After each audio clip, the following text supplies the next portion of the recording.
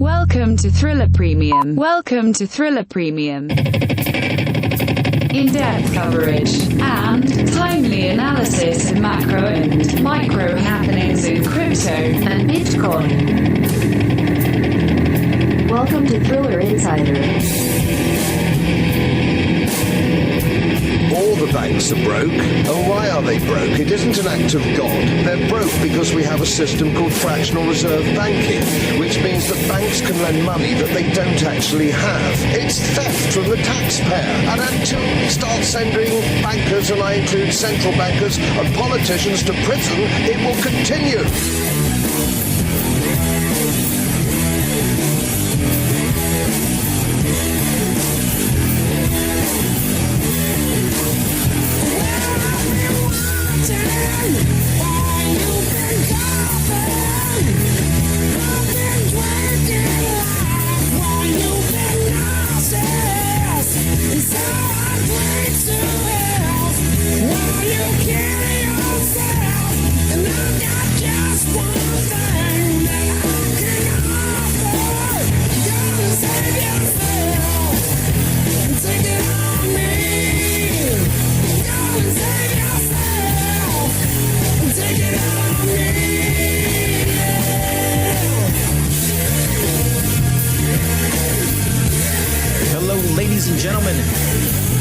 Welcome back to another exciting episode of Thriller Insider. Today is June 7th, 2021, and I'm finally back in Texas, baby. Thank God for Texas. We just came back from the Miami Bitcoin conference this past weekend. It was a lot of fun. Met a lot of people. Had a really good time there. Worked our asses off to bring you guys some really great content. And gosh, let me tell you, there was all sorts of shit going down. This is going to be a relatively explicit cursing episode, so maybe move out the women and children for this one. But I will say this conference was all over the place, right? It was all over the place. Whatever you saw on Twitter, whatever you saw on YouTube, let me tell you, there was that. And then there was even more behind the scenes stuff. There was other shit going on outside. There was satellite events happening around the city. There's parties. There was yachts. There's all sorts of shenanigans going on. But I will say this. I think everybody who went there had a good time, right? I feel sorry for the people that had to pay the full price, which was like, I don't know, I think it got as high as like $1,800 a ticket. I feel sorry for those people, right? Because you had to wait in line. But if you were one of the people that bought an earlier ticket, yeah, I mean, I would say you probably got more than what you paid for. For sure. If you were one of the people that got the $200 ticket or the $400 ticket or even the $500 ticket, I would say you got more than your money's worth for sure this weekend. But if you're somebody who paid the $1,800 ticket or the $1,700 ticket or bought it from some scalper, for 0.002 BTC, well then, our hearts go out to you.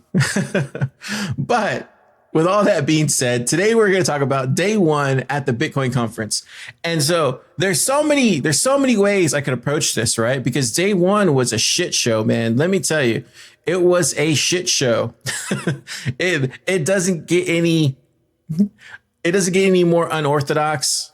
And this has nothing to do with Bitcoin Magazine. I think they did the absolute best they possibly fucking could have when it comes to building this conference. Like, there's just no way they could have planned for this many people. There's no way. Like, I think what we realize now is Bitcoin encompasses everybody. And I think these average people who are into NFTs or other shit coins, I think for them, they saw the Bitcoin conference and they were like, yeah, we're gonna go to that. because they just automatically assumed that meant that too. And that's not, Bitcoin Magazine's fault, right? That just happens to be who came to the to the thing. Now, I will say this too, though. As far as the shilling and all that stuff going on, I really think, I don't think they could afford to put this on without those guys, honestly. Like, if you think about it, I think the only person that I know of personally that puts on strictly a Bitcoin conference is Gary Leland at BitBlock Boom. And he does it with strictly only Bitcoin centric companies. And, I'm friends with Gary, but I don't know the inner workings of all that. But I would imagine that's very tough, right? So I will say this. I don't think a conference that big could have been that big without the money of the Winklevoss twins, right? Or the money from Eric Voorhees and his shitty exchange, Shapeshift or whatever the fuck it's called. That's what I'm trying to say. Like, I don't think that conference could have been on without their money.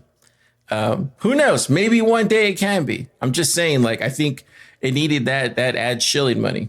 I will say though, there was definitely some lines crossed and some double standards there, and I'm sure they'll fix that. But there are some other things we'll talk about in Birth Crypto Death. We're going to release an episode this weekend, or not this weekend, because my dates are all mismatched right now. I don't even know what day it is.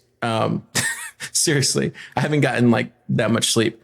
So we're going to release my whole kind of my experience going through everything and kind of give you my rundown of my days and stuff like that. If you're interested in that, by the way. So you have a day one recap today and then a day two recap tomorrow with a Birth Crypto Death. And then we still have to release that ESG episode. And then we still have to release 2 more episodes, right?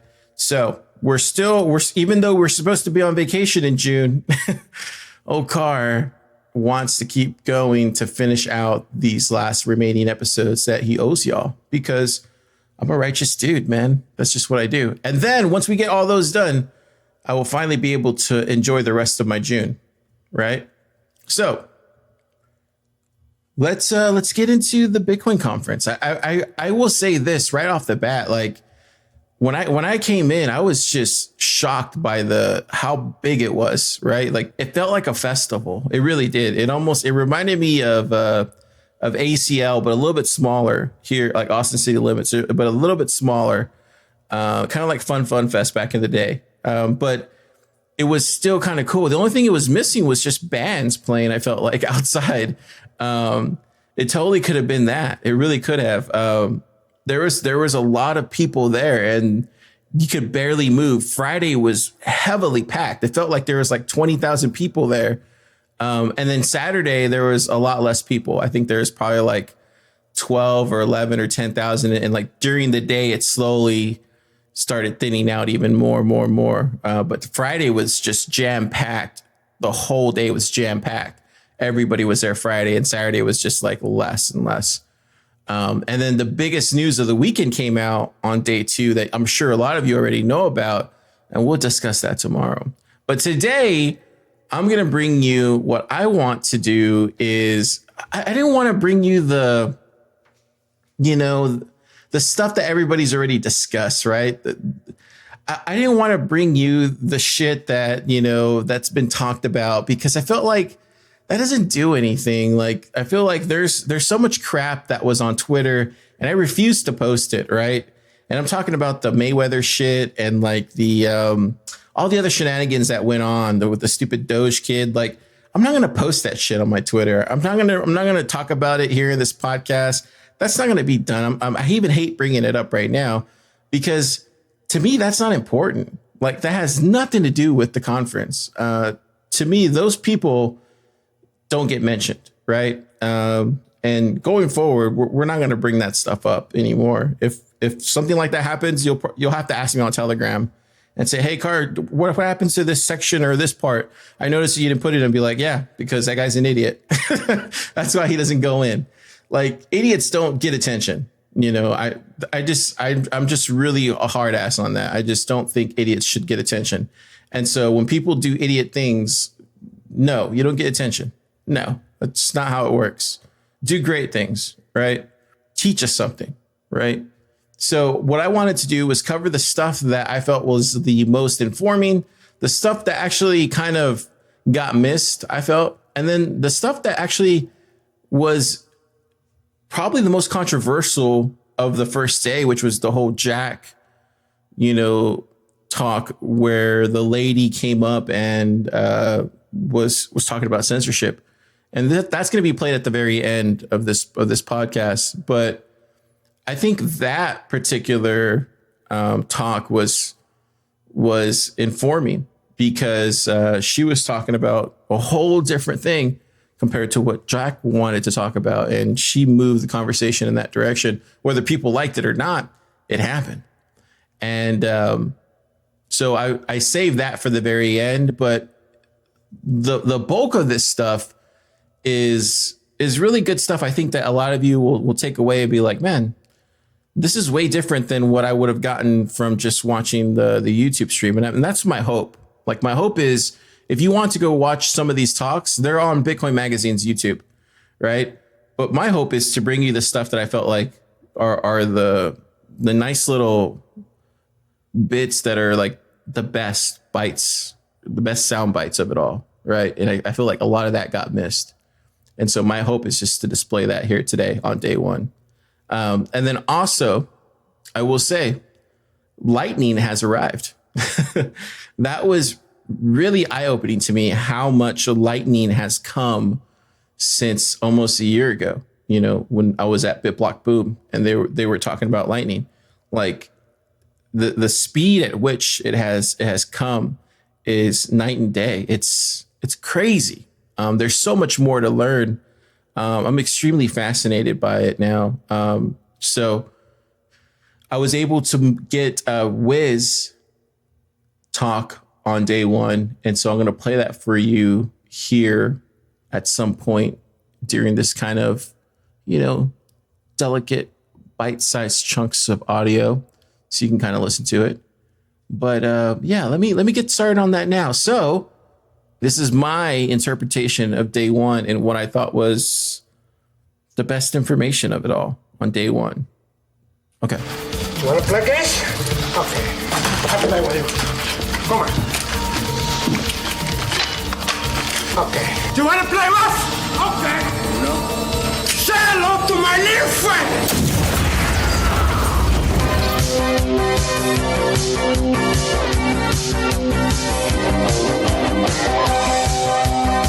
Welcome to Thriller Miami. Bitcoin 2021. Push it to the limit. Walk along the razor's edge.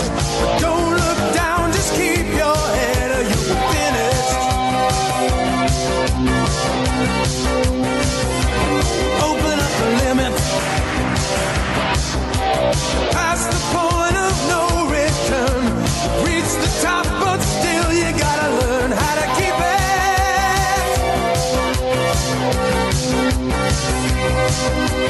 Hit the wheel and double the stakes. Throttle wide open like a bat out of hell. You crash the gates. Crash the gates. Going for the back of beyond. Nothing gonna stop you. There's nothing that strong. So close now, you're nearly at the brink. So push it. Ooh, yeah.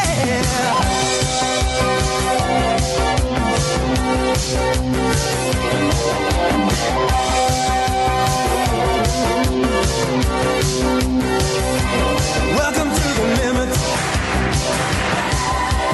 Take it maybe one step more. Our game's still playing, so you better win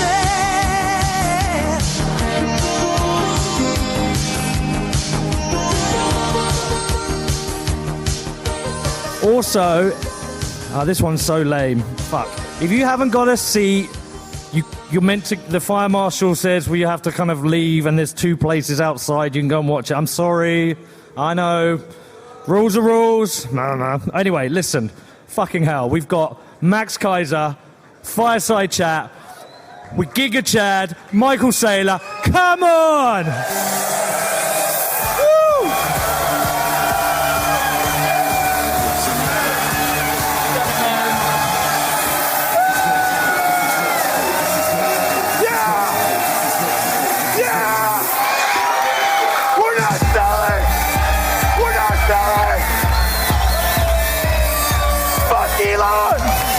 Fuck Elon! Dude. All right.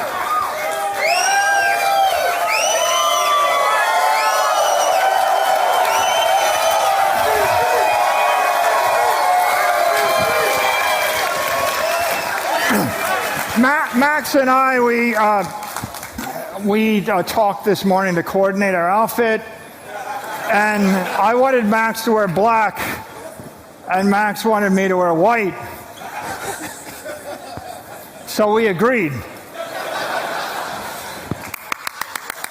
Yeah! Have a seat. All righty. Michael Saylor. Giga Chad. Max Kaiser, High Priest of Bitcoin.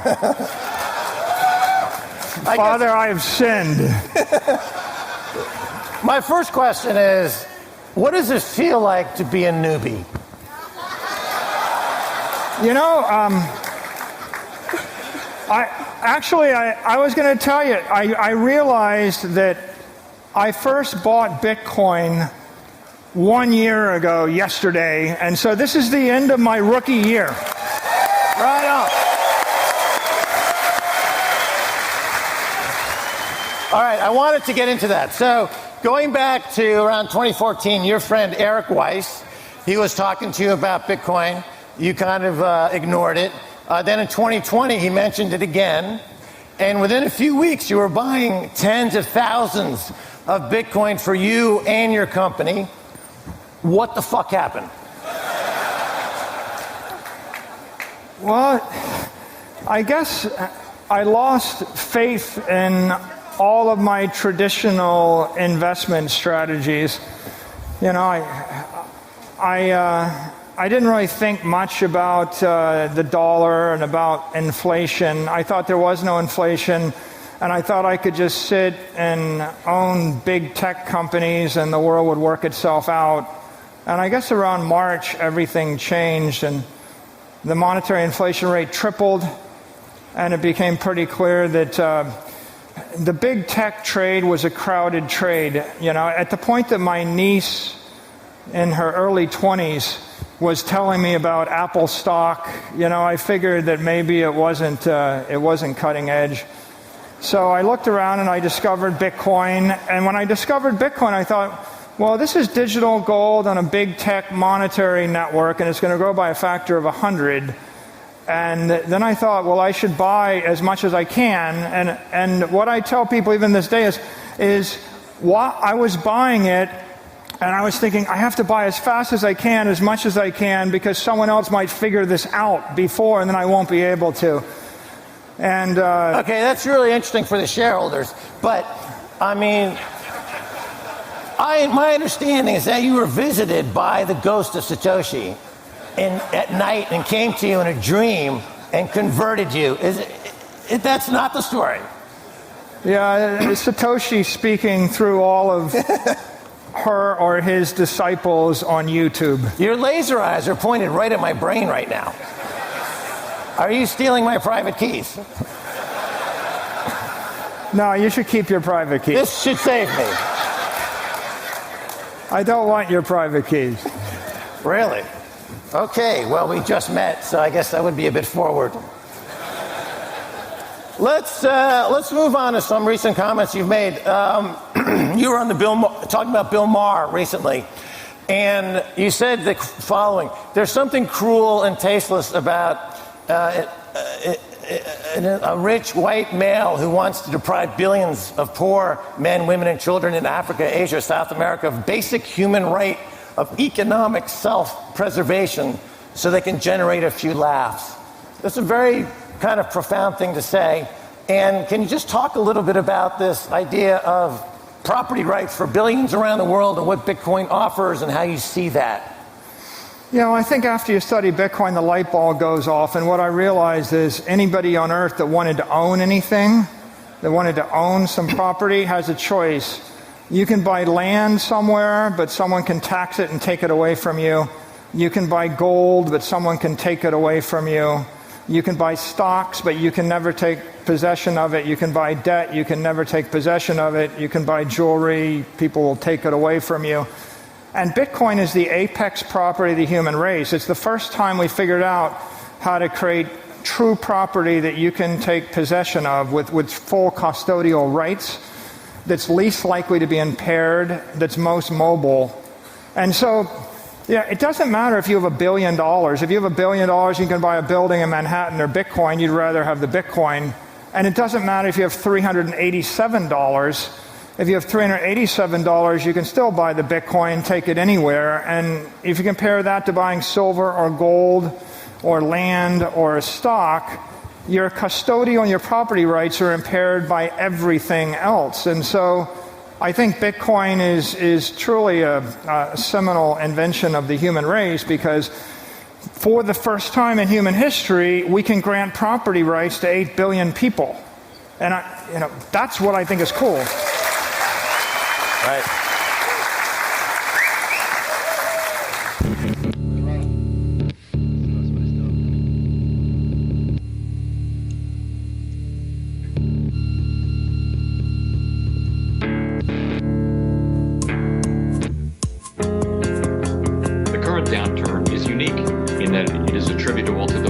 Steps taken to limit its fall. At this time, high inflation was not a problem. There was no economy-threatening bubble to pop and no unsustainable boom to bust. The virus is the cause, not the usual suspects. The virus is the cause, not the usual suspects. The virus, not the usual suspects. The usual suspects. The usual suspects.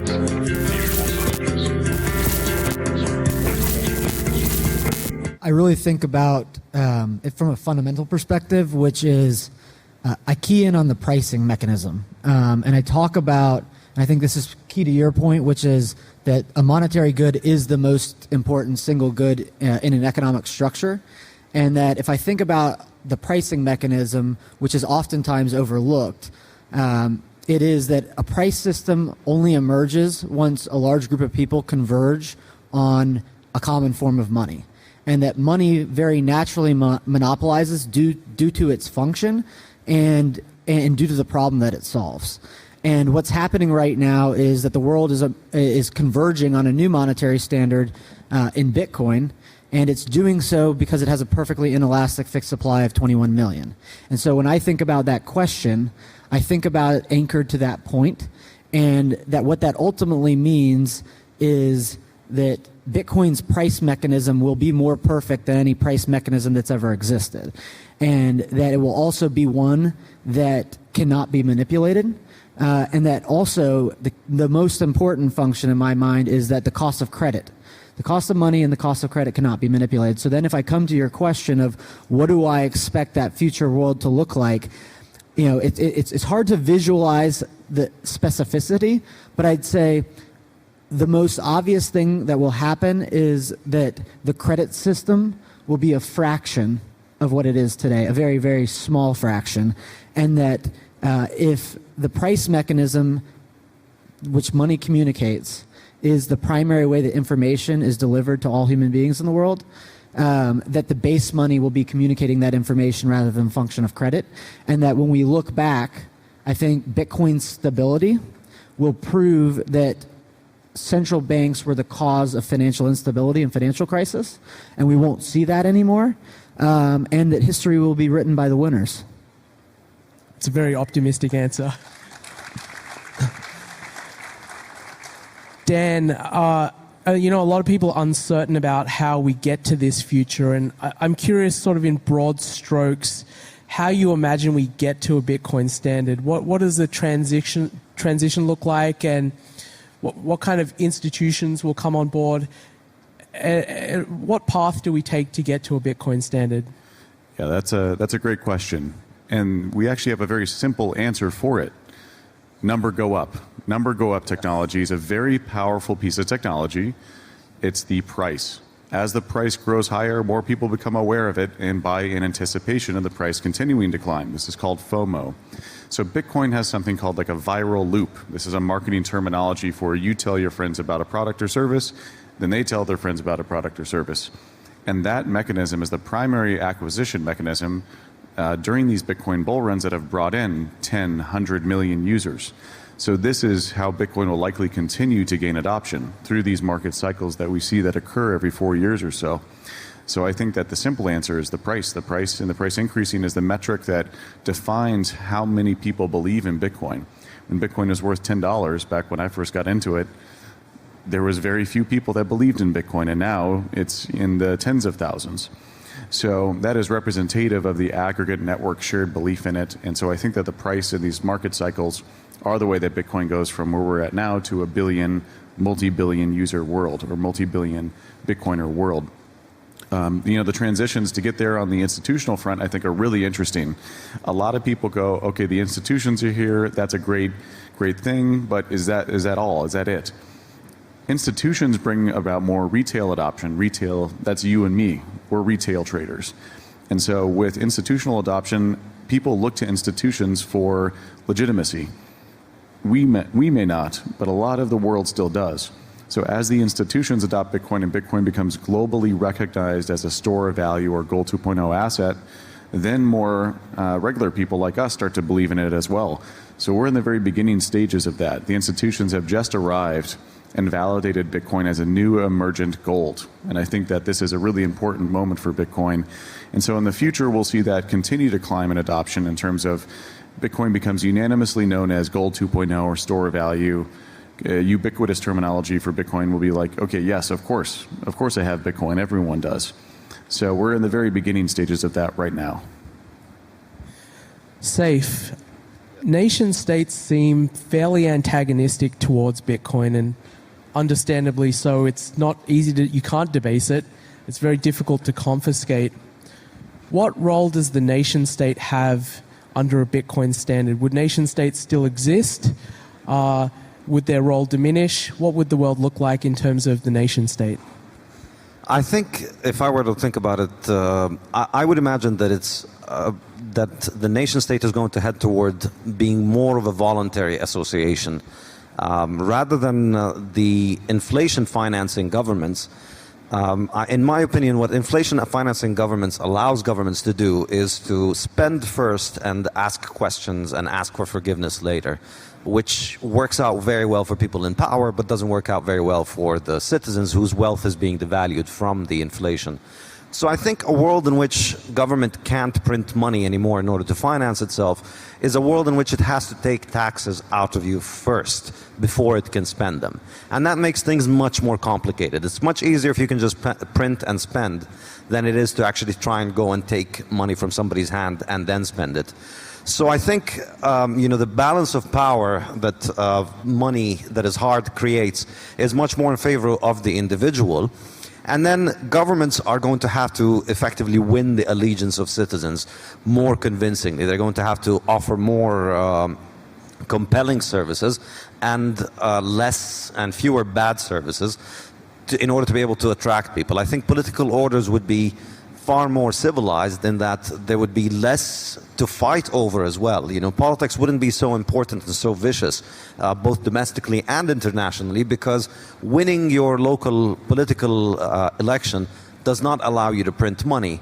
And that's really 99% of the fun if you're into politics. So if you take that away, people are just not going to be so vicious about fighting for politics. I can see the world focusing on more important and more productive things than politics and geopolitics if money is taken out of politics. If what determines the validity of your transaction is cryptography and the actual possession of the balance, rather than whether you're connected to the right people and whether you have the right people in charge of the bank who let you pass the transaction. So that's how I see it. Parker, our economy and the global economy is built on debt, massive amounts of debt. To get to a Bitcoin standard, will there need to be massive debt liquidation? What happens to the economy? What happens to all the people who are holding debt that's denominated in dollars or other fiat currencies? Well, first, sell all your bonds and buy Bitcoin, and that's financial advice and life advice. But I think one of the things, and it was part of my path that got me to Bitcoin. The first thing was meeting Saif, and he helped me understand monetary economics. And then I went on a deep rabbit hole down the Fed's monetary system. And when I came up the other side, it was that there's no way out, that there aren't necessarily going to be massive debt liquidations. It's that they're going to, the Fed has a price stability mandate. And that while they don't have an explicit mandate to target asset prices, bonds, stocks, whatever it might be, the credit system has grown so large, it's orders of magnitude larger than the base money, and it is the way that assets and allocations are made through the function of credit, that the credit system is the marginal price setter. So when the Fed has a price stability mandate, it has a mandate to maintain the size of the credit system. And that every time the credit system starts to slow down or even slightly contract, it effectively starts to collapse because of the degree of leverage. And that's what happened last March. That's what happened in 2008. That's why they have to print trillions of dollars. They have to print trillions of dollars, and they will have to continue to print trillions of dollars to maintain the size of the credit system. So the nominal dollars of credit might ultimately pay, but your dollars are going to be worth a very, very small fraction until they're worth nothing. And that's why you should buy Bitcoin.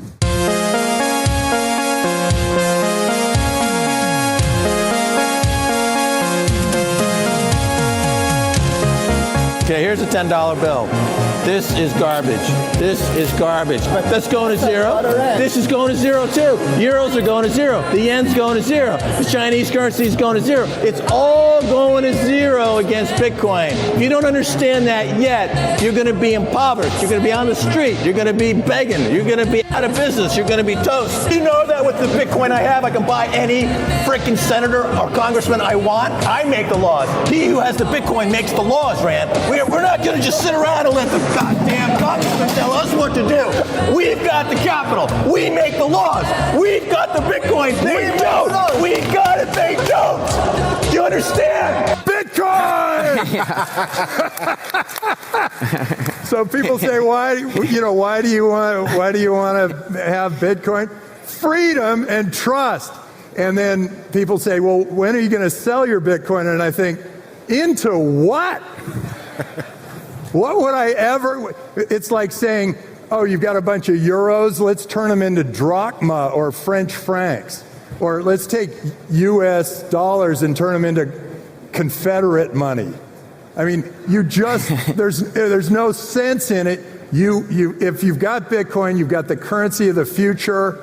And so why try to change your currency of the future into the currency of the past? I mean, if you go forward 10 years and Bitcoin's technology does go through Moore's Law, the accelerating technology, there will be no reason to own fiat money because you're going to be able to buy everything you want at the grocery store with Bitcoin.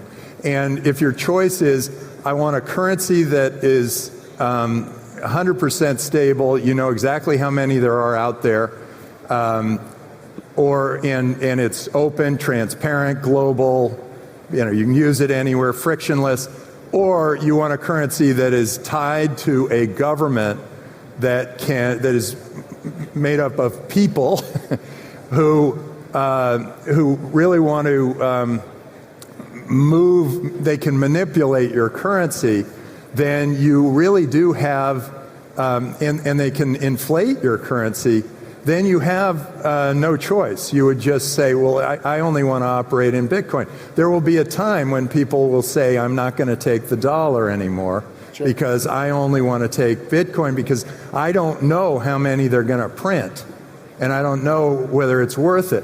And I'm going to take you a little further because one of the reasons I got so excited about Bitcoin is I met this guy from Argentina, Sebastian Serrano, started Ripio. He said, during my life, my family's made and lost a fortune 3 times, and I'm only 30 years old. And I said, what do you mean? He said, all to currency manipulation by politicians. And so where's his incentive to operate in the Argentinian peso? There is no incentive there. There's no incentive to drive or build or be a great entrepreneur when you just know the government's going to take it away from you sometime. And with Bitcoin, he can actually operate a business and build value in that business. And I think the Fed's speaking. That's right. I don't think they'll give us the curtain call yet, but just kind of take it a step further, this Bitcoin DeFi conversation. This is a fascinating conversation. So, Olaf, give us a little bit of your thoughts inside. And to add on to what you just said, Tim, it's always been very intuitive to me that kind of computer algorithmic money would replace centralized fiat money. It's just obvious, kind of. I do think there's a generational gap. When you look at young people, they all understand cryptocurrency. It just makes sense. Whereas, people say Bitcoin's complicated. It is, but the dollar is way more complicated. And a lot of these policies that lead to inflation, it's kind of a secret regressive tax. Asset owners see their assets appreciate in value through inflation, whereas people that hold cash and dollars are the ones who are actually penalized and taxed through that inflation. And so, right now you're seeing, why are we in sort of like an economic depression, but at the same time asset prices are at an all-time high? And it's primarily because inflation is being reflected in those asset prices more than it is in more traditional ways of measuring inflation, like the consumer price index.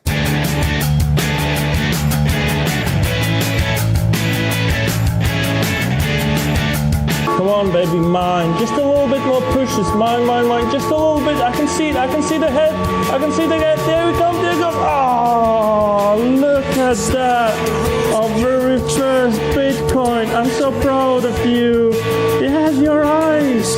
I'm going to call it my first Lambo. It's important to remember that Bitcoin is still trusting the majority of the hash power all the time. And so this is why mining needs to be very difficult and consume a ton of electricity, and it's because this is the only thing that secures the network. So there's some common FUD that says you need to, Bitcoin uses more electricity than some number of countries, but that's a good thing, because that means even if those countries used all of their electricity to try and attack Bitcoin, they wouldn't be able to, right? And so it just depends on who's telling the story, how they can spin it. And likewise, on the opposite side, to keep those miners honest, verifying block states to be as easy as possible. So computationally simple on low-powered hardware. And so how does that actually work? New transactions made by everybody are signed from your wallet, and once they're accepted by some Bitcoin nodes, they're validated, verified to conform to all the rules, and then they enter the mempool. Once they're in the mempool, the miners take those transactions out of the mempool. They can take whatever transactions they want, but of course they're going to want to take the most expensive, the most valuable ones out, and they're going to want to include those in the blocks. And so there's validation on the transactions, then there's validation on the blocks, and the full nodes verify all of that data, everything in the entire blockchain. And so any invalid blocks or transactions would just be rejected by nodes, and if you tried to do something, you would just get forked off the network, basically. So what are those rules exactly? What are the full nodes verifying? There's a few. There's a ton of consensus rules and also policies, but it can be grouped into like the monetary policy rules, enforcing the supply schedule. If some miner mines a block that says I get 1 million Bitcoin, that would just be rejected. The transaction rules, verifying all the cryptographic signatures are legit, and nobody's double spending anything, because that's a huge part of Bitcoin. And another very important part is the block rules, which is enforcing the difficulty adjustment, and more importantly, the block size limit. And the block size limit is something that was a huge debate. There's a lot of propaganda and fighting a few years back, but basically this is a common thing that most newcomers to Bitcoin don't understand. It's like, well, why is there a block size limit? Why don't we just make the blocks bigger? And what are you guys doing? Why would you make small blocks that limits the amount of transactions you can do? It's so we can have a network that looks like this, right? We want to be able to have an impenetrable fortress of verification and validation. So if everybody's running a full node, we can verify everything, right? So even if you just have a tiny little Raspberry Pi, you want to be able to verify the entire blockchain and all the blocks and transactions in it so that we can keep the network honest. And this is what we're doing, right? We have a small block size, which results in demand being greater than supply, right? Everybody wants to use Bitcoin, so there's a finite number of transactions that can fit into the block. Blocks only come about 10 minutes or so. So this creates a situation where the demand exceeds the supply. And so we have a transaction fee market. And this is a huge point of contention for a lot of people. But for example, just a few months ago, it cost over $20 to do a high priority Bitcoin transaction. And the lower priority transactions were just totally priced out of the network. And many people got upset about this, and they don't want Bitcoin to price them out. So of course they're upset. But the fee market is very important and very good. You can see it's been developing steadily, and this is important because after Bitcoin's inflation drops to zero, this huge demand of fees, this is from my site mempool.space, you can see that users are willing to pay $20 for a transaction and even much higher values sometimes when the network gets congested to get their transactions through. And this will compensate the miners after the block subsidy reward goes to zero and the inflation stops. So to compare it to the original fiat system, Bitcoin as a store of value fixes the inflation problem by making inflation, it fixes the seizure problem, the censorship problem. But because the transactions can become expensive, it's not the best medium of exchange for buying a coffee or even everyday transactions, $100 in size. And it's you have to transfer your transaction into the mempool. You have to wait for it to get confirmed. Maybe you use a high enough fee. Maybe get stuck in the mempool, and maybe you need 3 confirmations or 6 confirmations. It's not the most convenient payment method. It's just sliding your credit card and walking out of the bar. And because of those 2 reasons, the high cost and the low convenience, it's not widely accepted. You can't just go to the Starbucks and pay with an on-chain Bitcoin transaction. Usually they're using something else. So this is not a new realization. Even back in the early days, Hal Finney knew this would be the case. Bitcoin cannot scale to have every transaction in the world broadcast to everyone, including the blockchain. There needs to be a secondary layer which is lighter weight and more efficient. And so this is why Bitcoin is migrating to a multi-layer ecosystem. But how do we, if Bitcoin is just the base layer, how do we build on top of that? Well, there's 30 years of history from the internet we can look on. When you view some blog article on a website, or you're browsing memes, cat photos, whatever, you're actually 7 layers deep in the internet protocols and layer stack. And you might use HTML, in HTTP, and TLS, over TCP, over IP, over Wi-Fi, or Ethernet, or fiber optic cables. And we've had decades for the internet to figure this out. And this is how you build a full stack of protocols. And I feel that Bitcoin will evolve the same way. So far there's only about arguably maybe 3 layer 2 networks on top of Bitcoin. And these are all, very early, very early stage. Everyone probably knows the Lightning Network, right? It allows you to run your own Lightning node. Yeah, Lightning's awesome. Users open payment channels with each other, peer-to-peer, and then you have some payments back and forth. And even if I don't have a payment channel directly with you, I might have a payment channel with somebody else, has a channel with somebody else, has a channel with somebody else. And you can do these multi-hop payments to pay the guy you actually want to pay. And this is also how the internet is structured. We might not all be using the same ISP, but my ISP is connected to some other guy who's connected to your ISP, and that's how the routing on the internet works. And so this is what the Lightning Network looks like today. It's got thousands of nodes all over the world and tons of payment channels. There's something like 1,400 Bitcoin locked into the Lightning Network and over 20,000 nodes. So it's really happening in terms of adoption. This is probably the coolest layer 2 network that solves the Bitcoin problem. And so there's custodial Lightning wallets, of course, and the self-hosted I'm not going to get into the risks. You should use self-hosted Lightning wallets if you can, but it's also reasonable if you have $100 on your phone to just use a custodial one, so you don't have to deal with running your own node. There's trade-offs to both. But the important thing is to use Bitcoin as a store of value, so you get all the inflation, seizure, and censorship-resistant properties of it, and also the low cost and convenience of using Lightning as a medium of exchange. It's getting more popular, and as it does, this will probably be the primary way to do everyday payments. So another layer 2 network is the Liquid network, and this is a bit different from Lightning in the sense that it's not individuals peering with each other. It's actually about 50 enterprise companies that formed a federation, and the security model and everything is a bit different. You pay funds into Liquid, it's secured by the federation, and then you can trade funds with any of the members. And so they're all kind of financially, they're kind of like miners in a way, but kind of not. They create blocks and they put transactions into blocks and you can trade with them. But there's some trade-offs, right? You're dealing with these group of almost 50 companies now, pretty large exchanges on here. But if you're doing business with any of these exchanges or multiple, 2 or 3 of them, it makes sense to use Liquid to send between each other. But the way they kind of become censorship resistant is a very different model. They use jurisdictional arbitrage. So say there's 15 functionaries and 2 of them or 1 of them is in a different country. You have 15 different functionaries, 50 different countries. It's hard for governments to really put pressure on them effectively because they can all kind of throw their hands up and say, well, I don't know, the other guys are doing it, it's not me. You have some plausible deniability.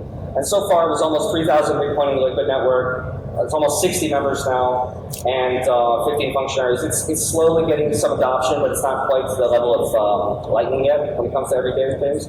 And because it's governed by a federation, you're trusting the collective Liquid federation. If 11 or 15 of the functionaries wanted to do something, and they really collaborate together, they might be able to do something. So it's not good as a store of value, but it might be good as a medium of exchange. You still want to keep your Bitcoin funds in cold storage on main chain, but Liquid might be cool for some medium of exchange use cases or trading use cases. The last layer 2 network I want to talk about is Bisq, which is a project that I really love. It's a different type of layer 2 network in the sense that it's not payments, it's about trading. And so it allows Bitcoiners to trade fiat, like real cash in your bank account for Bitcoin directly without KYC. It's also a similar type of federated model, but it's not run by companies, it's run by cypherpunk guys. So like individuals like me, there's like 15 or 20 guys that run it. A lot of them are pseudonymous. We don't know who they are, but this is the place to go if you want to buy Bitcoin and stack sats without the IRS knowing about it. The decentralized governance structure is like, okay, you got these 20 cypherpunk guys basically running it, and the users trade directly with each other. They set all the trades outside of Bisq, and if there's a dispute with the trade partner, the federation will resolve it for you with mediation or arbitration, different ways. So check out Bisq. It's a great way to buy Bitcoin. It's like a desktop app, trade directly without KYC. There's already been like 100,000 trades on Bisq between Bitcoiners, no KYC. So the project's doing great. And KYC is the illicit activity, is our slogan. So the next step is what's going to be on top of these layer 2 networks. It's basically going to be the application layer, right? So whatever applications you can imagine, such as mobile apps like Lightning wallets that run on top of the Lightning network, that Lightning is running on top of the Bitcoin network, the Bitcoin network's running on top of the internet. All of these, this full stack is kind of like the future, and it's going to look a lot like the internet does in terms of a full stack of layers and protocols. So if you have a Raspberry Pi full node at home, this is a great way to use the Bitcoin full stack. There's this really cool operating system now called Umbrel that actually has a self-sovereign Bitcoin app store. You can install BTC Pay, you can install Mempool.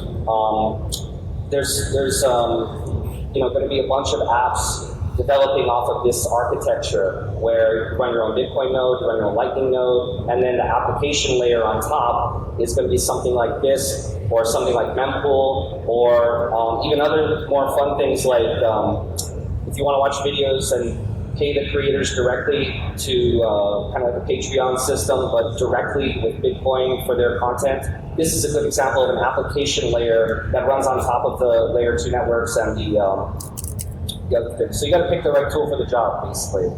Sometimes it makes sense to pay cash. Sometimes it makes sense to do a bank transfer or pay with a credit card. But when it comes to storing your life savings and your net worth, you probably want to do it in a Bitcoin on-chain, right? And if you're doing between exchanges, maybe Liquid is a good use case, or if you're buying coffee at the cafe, maybe Lightning is the right use case. You really have to evaluate. All of these are just tools and options, and there's going to be more things. Maybe sometimes Twitter is better for discussion, or Instagram is better for photos, and everything has its own trade-offs, and you got to evaluate these on your own and do your own research. So thank you very much for coming to my talk today.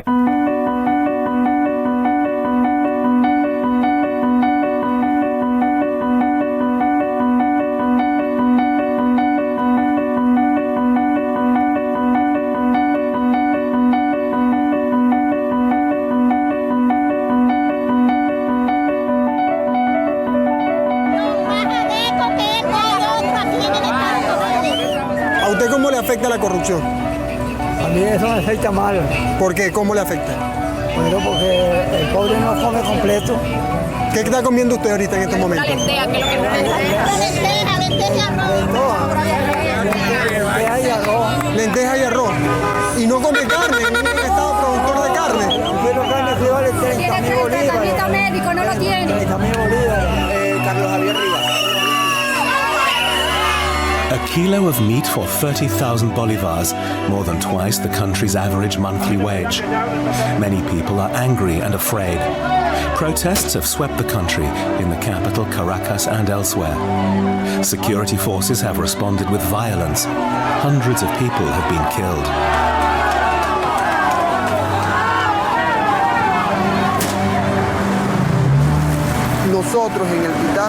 We were able to determine that some people were killed because their names were on the government's food assistance list. The people in charge of those lists informed the security authority that they'd taken part in anti-government protests. It's very worrying. The lists are a form of social control. They determine who has a right to food. And they determine who's for or against Maduro's government. Well, so I was actually just talking to a friend who is a miner in Venezuela, and he's telling me that the government wants to create a national pool, but the local miners are creating their own independent pools to kind of go against that, or to have an alternative to that. So there's a bit of it's an interesting landscape. It's in development. Mining is still very cheap in Venezuela because electricity prices are very low, artificially low, set by the government. And on the payments and usage of money side, Bitcoin is used for remittances very heavily in Venezuela. We see exchanges such as local Bitcoins and Binance that have grown in value, grown in volume a lot. And people are using Bitcoin as an intermediary currency to send money home, especially from Colombia, which is the top country hosting asylum seekers and Venezuelan migrants. And also Venezuelans who live there obviously want to get out of the Bolivar because it's the world's shittiest shitcoin, if I might say. And so, yeah, that's pretty much what's going on right now. It's I wouldn't say that there's mass adoption of Bitcoin in Venezuela. We're still far away from that. But Bitcoin is being used by a lot of people without them knowing that they're using it. So that's important. All right. And Boaz, I know that Cuba is a bit more. It sounds like in Venezuela, there's the government is involved and they're kind of doing different kinds of attacks. They're kind of trying to play the industry a little bit.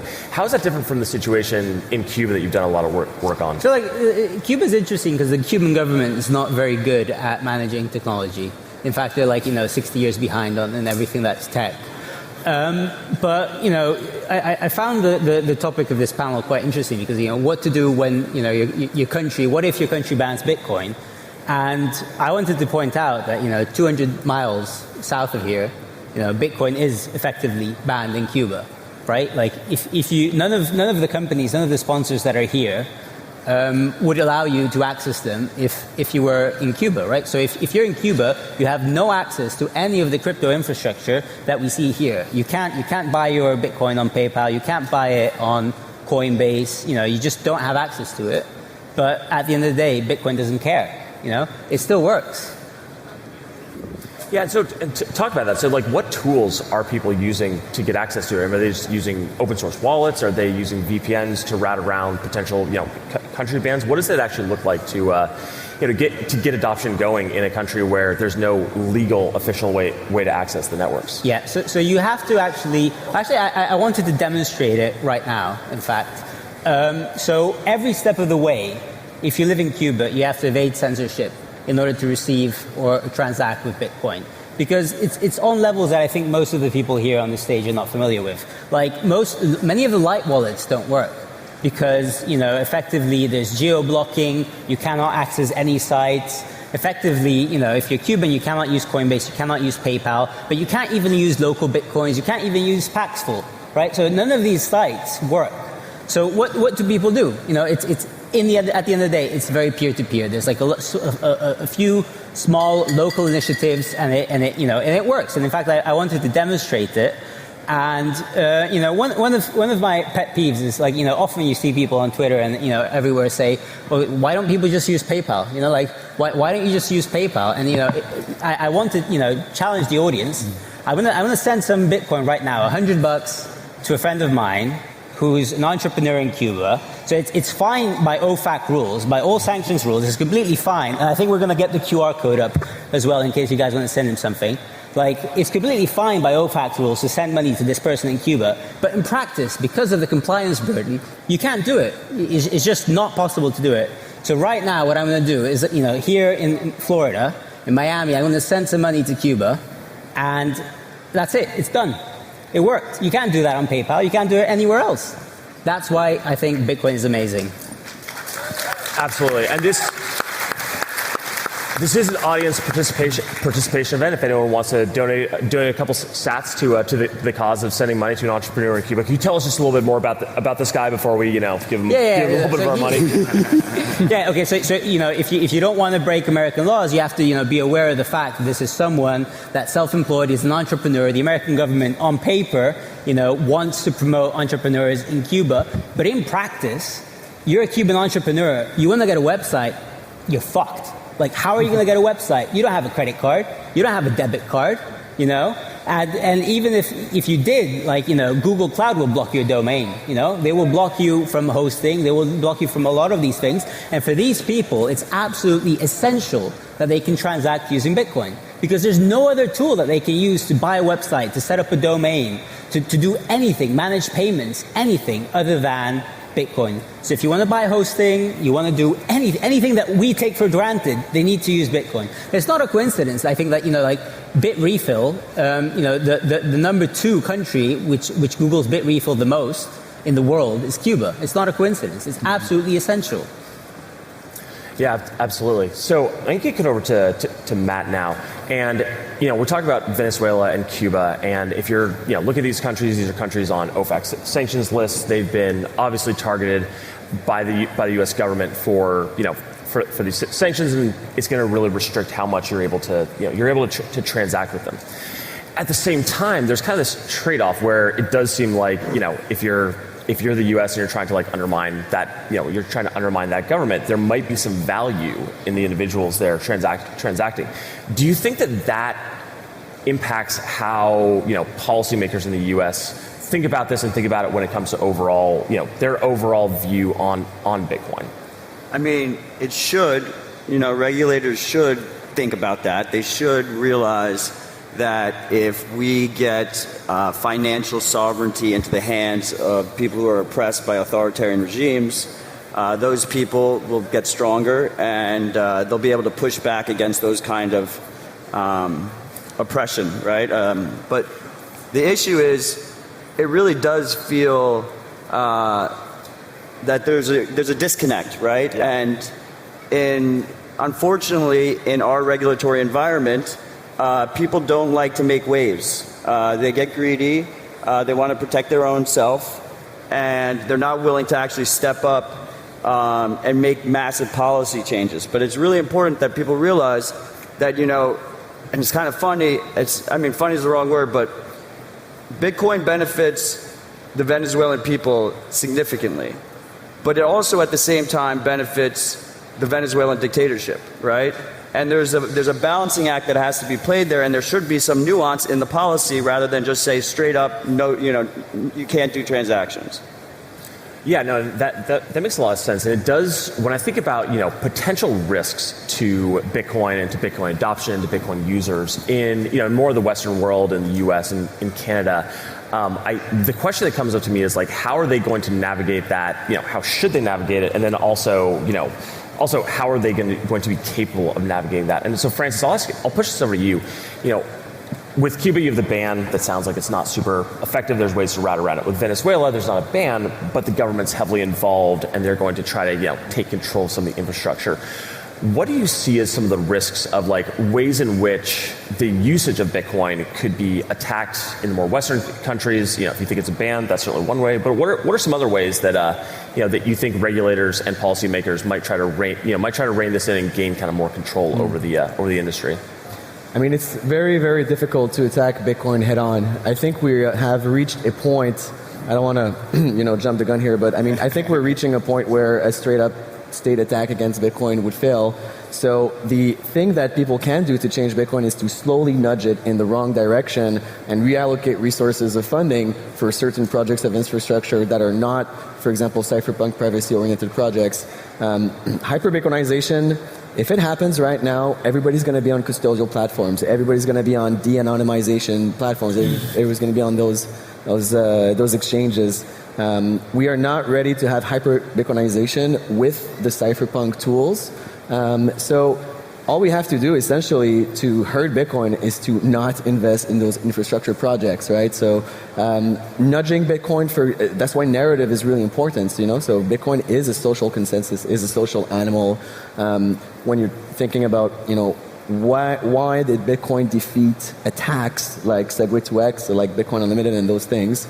It was because of the community of insiders, of builders, of infrastructure creators that came together and developed this narrative that running your own node makes you a Bitcoiner, owning your own keys makes you a Bitcoiner. And this narrative did not exist 4 or 5 years ago. Nobody was really talking that much about the importance of running nodes, owning your own keys a little bit more. But this narrative that we've kind of instilled since 2016, 17, if we have a new narrative that's coming in and that says, actually, you know what? Bitcoin is not really for payments. It's all about number go up. Who cares about privacy? Because anyway, blah, blah, blah, blah, blah. If that narrative catches on and you're like a new infrastructure builder or you're a financier in the system, why would you finance censorship-resistant payment platforms or privacy wallets and so forth and so on? So I think that the thing that could hurt Bitcoin is simply us standing by, doing nothing. Let all the normies get onto the custodial platform. I don't want hyper-Bitcoinization to happen that fast because I think we need a few years to build infrastructure to allow the users to opt out of the custodial and centralized and de-anonymized platforms, at least to be able for them to have tools. And another thing is, a lot of people say, oh, sure, if they ban Bitcoin, it's fine. I have all of these really niche tools in my... But do we want to have second-class Bitcoiners, the normies, that are not able technologically to use these tools to be left out from censorship resistance? Okay, great, yes, if they ban Bitcoin, we're going to be fine. I'm going to be fine. I know how to use Bitcoin. I have sophisticated tools, but the normies will not. So I'm not a huge fan of the narrative that says, let the government do whatever they want, we'll be fine, because we simply don't have the tools yet for the average person to be fine.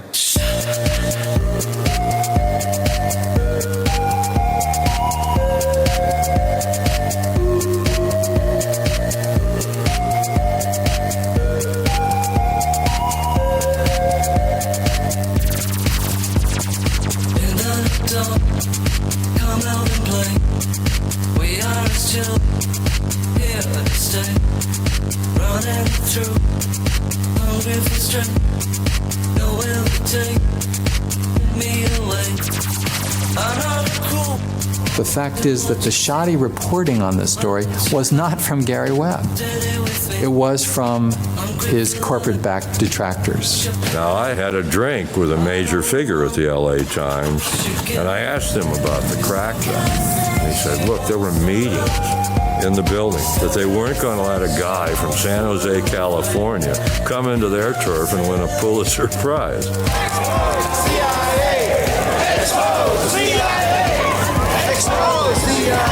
As the press attacked Gary Webb, the public protested. I got involved with the protests because Gary Webb, he had no hidden agenda. He's not lying. And we're going to put the CIA in this country on notice. With the national media calling for a retraction of Webb's story, his own newspaper took action. The Mercury News was behind Gary, 100% while he was writing it. And then because of the backlash from the other media, they also backpedaled away from Gary. In the beginning, they were behind you. That's right. And then they caught a world of hell from the establishment media, and now they're not behind me anymore. And my belief in Bitcoin, it's an amazing asset, but my belief is the internet needs a native currency. We need to be able to transact with this every single day, and everyone around the world needs to transact with it every day. So the only reason Square got into Bitcoin is to that end. It's not just to be an exchange, and that's why we don't deal with any other currencies or coins, because we're so focused on making Bitcoin the native currency for the internet. So it's meeting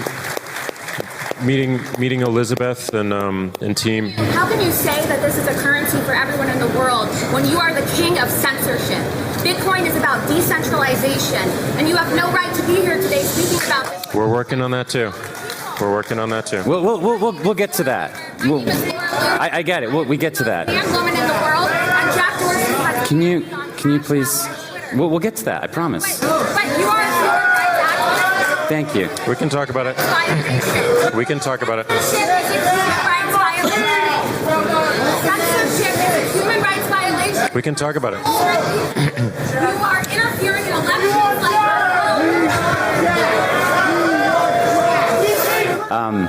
Well, why don't we just go right to that? I was going to talk about it later. We hear a lot about censorship, right? Maybe we'll let this settle down for a second.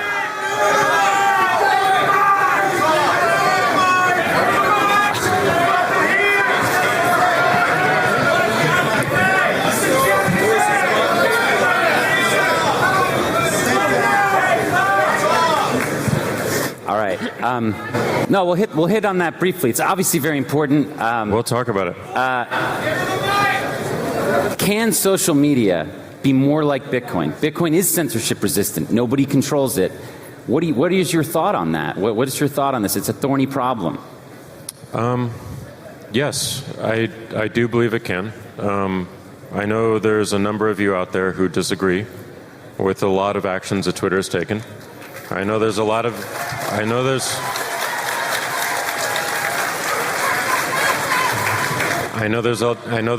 you out there who disagree with our policies and the way we've evolved them. I appreciate that. I recognize it.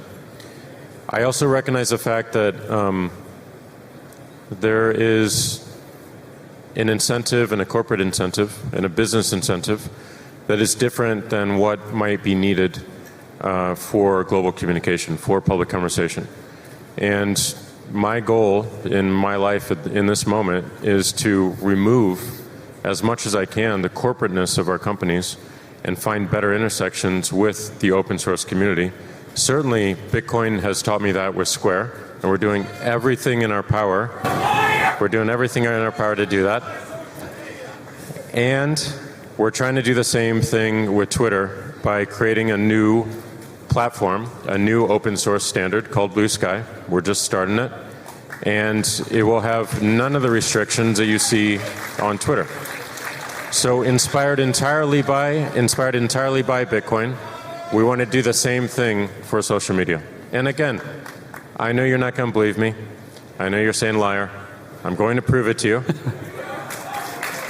and then we can have another conversation later. Yeah, well, look, when we look at something like Lightning, it's not just a payments network. It can also be like a censorship-resistant social media platform. There's folks out there building stuff like Sphinx, which I highly recommend you pursue. Sphinx is amazing. Sphinx is really cool. Basically, what you can do is you can follow your favorite creators, maybe like your favorite podcast, maybe you're following what Marty and Matt are doing or something like that, and you can go into a tribe on Sphinx and you can just stream them censorship-resistant private money on Lightning and nobody can stop you. And that's happening. That's inevitable. It's coming. So this vision of like, streaming money to the people that you care about in a way that the government cannot stop, I know that that's what Laura wants. And that's what you all want, where you're upset with Twitter. Well, guess what? It's coming, and nobody can stop it. So I think that that's a pretty interesting segue into, maybe getting back to the idea of Lightning, what it is, and why you at Square, and especially Square Crypto, have focused so heavily on it, as opposed to, like, you could have done a lot of other things, right? Like, why the focus on Lightning? Again, it goes back to the currency. Like, Square Crypto and Steve and team and Matt have been focused on making sure that any wallet can easily turn on Lightning and make it accessible to everyone. So the more people we have considering using Bitcoin for payments, for tips, for streaming money, the stronger this ecosystem is, and the more we achieve our goal. Yeah, I mean, look, we're really building out like a parallel economy here that, again, is not controlled by governments or corporations. And I just wanted to show you like how this works, and then maybe Jack and I can reflect on this a little bit. Our friend Jack Mallers has created a company called Strike with a lot of help from a lot of other people. Amazing Bitcoin company. And he started a campaign recently to help Bitcoin development. So I'm on the Strike page right here. All right, and I'm going to go ahead and donate, $2 worth of Bitcoin to Strike, okay? So I'm going to copy that Lightning invoice. I'm going to go to my Moon wallet created by an awesome team in Argentina, and I'm going to send that Bitcoin right now, and it is going to go, and it's gone. That's a bearer asset that has just moved instantly around the world, and I didn't ask permission from anybody. So again, when we get back to this like conflict about how are we going to build a social media? How are we going to communicate with each other without censorship and surveillance?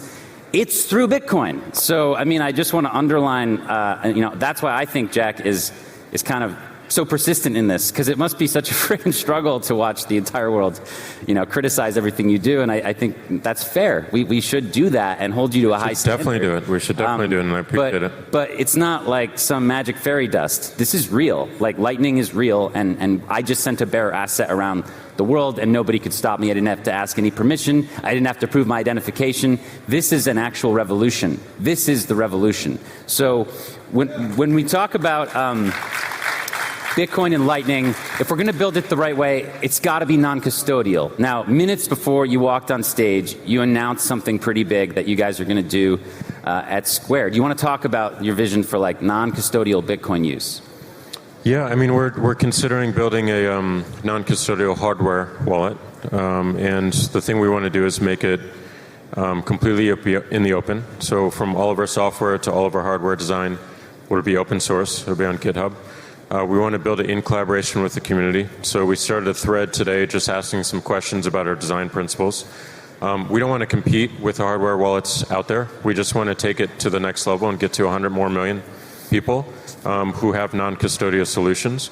And we're likely to do it sometime very soon. But we wanted to make sure that we're thinking about this in the correct way and we're reaching out to the right folks in the community to build it. Yeah, I mean, I think that non-custodial use of Bitcoin is so important, and Satoshi, the creator of Bitcoin, knew this. Just a little tidbit for the audience here. Satoshi chose his or her birthday as April 5th, okay? April 5th was the day that the United States government basically, banned private ownership of gold in 1933. So when Satoshi was designing Bitcoin, he or she was thinking about how the U.S. government centralized and confiscated gold away from the people and how they could make a system that could prevent that.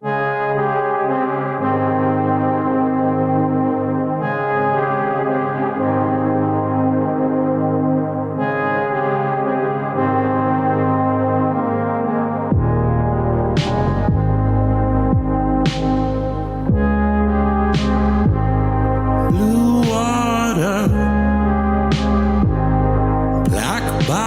door. Oh, river, come quietly, just asking a glass of water. You don't know me, don't try me. Nobody gonna pick me up. I'm falling down, and I'm Fifth Street bound. Now nobody won't fill me up. I'm falling down. None of my friends around. Seen it on the news.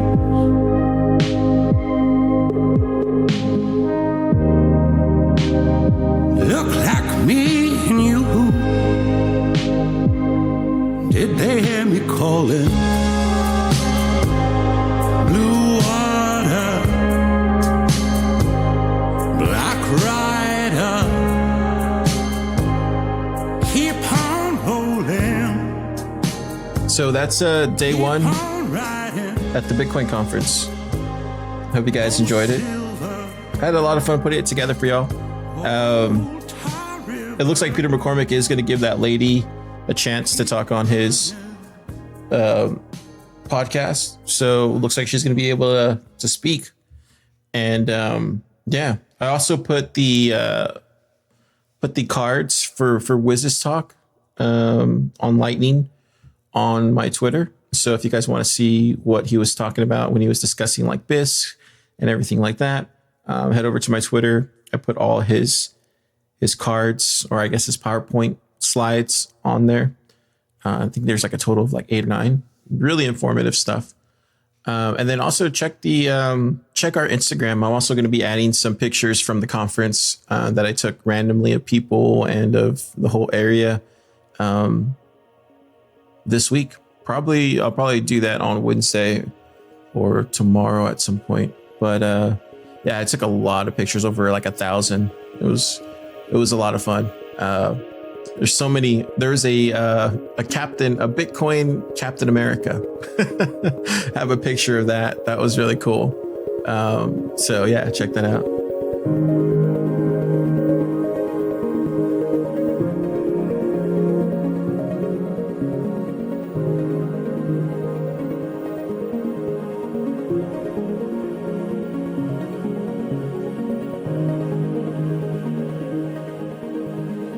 I will say, one of the greatest things about coming to these conferences is the people, the people that you meet, the people that you converse with. Sometimes it could even be life-changing for some of those people. I can't tell you how many regular people I talk to in Miami just about Bitcoin. And I'm talking about regular people of the city, not at the conference. And what makes me so bullish is when I was talking to these regular people, they knew about Bitcoin and they knew that their mayor was all in on Bitcoin. They just didn't know why. And when they saw that there was a conference there and that all these people were there, they were then interested in finding out more. And whenever I go to these conferences and to these new cities, I always try to get a lay of the land and try to understand the people that are living there. Because at the end of the day, Bitcoin is made for those people. It's not made for the ad shilling companies that are at these conferences. It's not made for those billion-dollar investors. It's not made for those whales. It's not made for those people. It's made for the everyday people that are working, that are having to grind every day just to make a living. Bitcoin's made for those people. So I do my best to talk to them, try to educate them, and that's all I can do.